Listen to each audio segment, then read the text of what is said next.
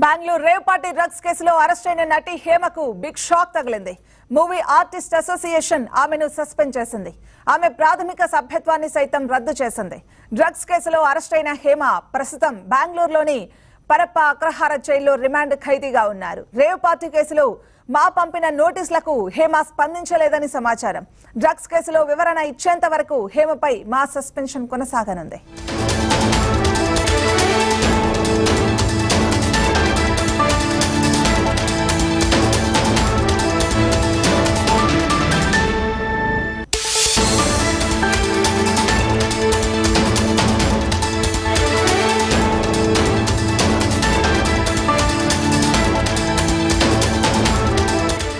Bengaluru rave party drugs కేసులో arrest అయిన నటి హేమకు బిగ్ షాక్ తగిలింది. మూవీ ఆర్టిస్ట్ అసోసియేషన్ ఆమెను సస్పెండ్ చేసింది.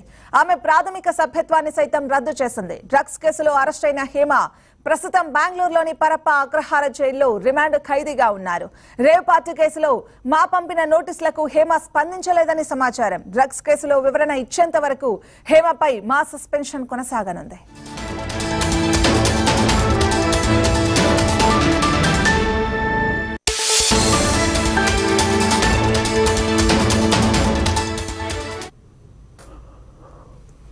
ఇక ఇదే అంశానికి సంబంధించి మరింత సమాచారాన్ని మా క్రైమ్ బ్యూరో చీఫ్ సునీల్ అందిస్తారు. సునీల్, ప్రస్తుతం కర్ణాటక జైల్లో ఉన్నటువంటి హేమను టాలీవుడ్ కు సంబంధించి మూవీ ఆర్టిస్ట్ అసోసియేషన్ సస్పెండ్ చేసిన పరిస్థితి ఉంది. ఇందులో ప్రధానంగా ఆమె జూన్ 14 వరకు రిమాండ్ లో ఉండాల్సిన పరిస్థితి ఉంది.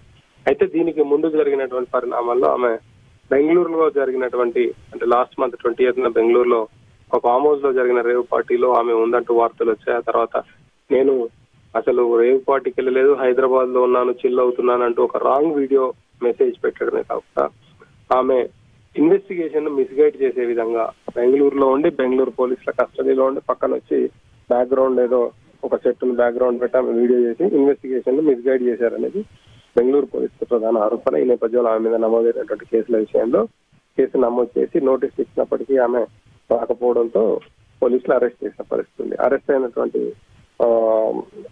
హేమని పోలీసులు కోర్టులో ప్రొడ్యూస్ చేసినప్పుడు కూడా ఆమె అక్కడ కోర్టుకు నుంచి జైలుకు వెళ్తున్న క్రమంలో నేనేం తప్పు చేయలేదు, నన్ను బలవంతంగా అరెస్ట్ చేసి లాక్కెళ్తున్నారంటూ ఆమె మరోమారు ఆరోపణ చేసిన పరిస్థితి ఉంది. ఇవన్నీ చూసినట్టయితే హేమ ఉద్దేశపూర్వకంగానే విచారణను అవాయిడ్ చేయడము, అంతేకాకుండా విచారణ తప్పుదోవ పట్టించే ప్రయత్నం చేస్తున్నాడనేది ఆరోపణగా ఉన్న నేపథ్యంలో ఆమె వ్యవహార శైలి పైన మొన్న ఈ మా అసోసియేషన్ కు సంబంధించి విష్ణు వాళ్ళ మా అసోసియేషన్ గ్రూప్ లో ఒక మెసేజ్ చేశాడు. ఆ మెసేజ్ చేసిన క్రమంలో అందరూ ఆమెను సస్పెండ్ చేయడం కరెక్టే అని చెప్పడంతో ఆమెను సస్పెండ్ చేసినట్టు తెలుసు. సస్పెన్షన్ విషయం ఇలా అయితే హేమకు బెయిల్ రావడం కూడా కొంత కష్టంగా మారింది. ఎందుకంటే ఆ డ్రగ్ లో బేసిక్ గా అయితే డ్రగ్స్ కేసులో ఆమెను కన్జ్యూమర్ గా చూపించినట్టయితే ఆమెకు ఈజీగా ఉండేది. కానీ ఆమెను కన్జ్యూమర్ గా చూపించకుండా దీంట్లో పెడ్లర్ గా చూపించారు. అంతేకాకుండా ఇన్వెస్టిగేషన్ మిస్గైడ్ చేసే విధంగా చేశారని కూడా ఆమె పైన ఆరోపణలు వేసిన నేపథ్యంలో ఆమెను